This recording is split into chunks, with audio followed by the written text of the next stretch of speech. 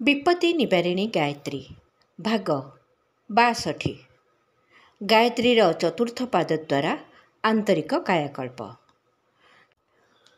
जेतेबेले आमे दोषपूर्ण दृष्टि रे दुनिया को देखु सेतेबेले प्रत्येक व्यक्ति ठारे अधिक खराब गुण थिबार तथा समस्ते निजर शत्रु बोली जना पड़ती,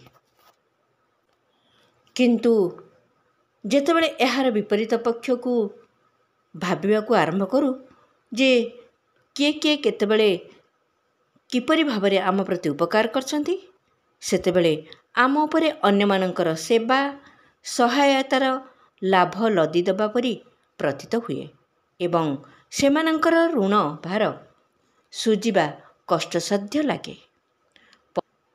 पत्नी द्वारा कौन एक दोष हो गले लोक माने ताहार समस्त सेवा भूली जाई ताकू दोषारोपण करती जे से पापर एक पितुला अटे।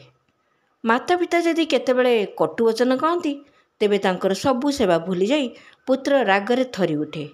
एहीपरि अन्य स्वजन संबंधी मित्र किंबा सत्पुरुषंकर एकाधिक त्रुटि को लोक माने बहुत चढ़ाबढ़ा करी बखाणी बसंती एवं निज मनर दुर्भाव व्यक्त करती। एहा फलरे निजर अनेक कर्तव्य को से माने भूली जाती। जेते ध्यानपूर्वक आमे अन्य मानकर खराब गुण देखु सेमानकर भूल पाई दुखी हो ताहा परिवर्ते जदि सेते परिमाण रे ध्यानपूर्वक सेमानकर भल गुण को देखिबा तेबे चतुर्दिग को आम उपरे प्रेम वात्सल्य ममता सहयोग सद्भाव एवं कृपा इत्यादि सद्गुणर वर्षा हेउथुआर प्रतीत हेब। क्रमशः आगामी भागरे आहुरी आगको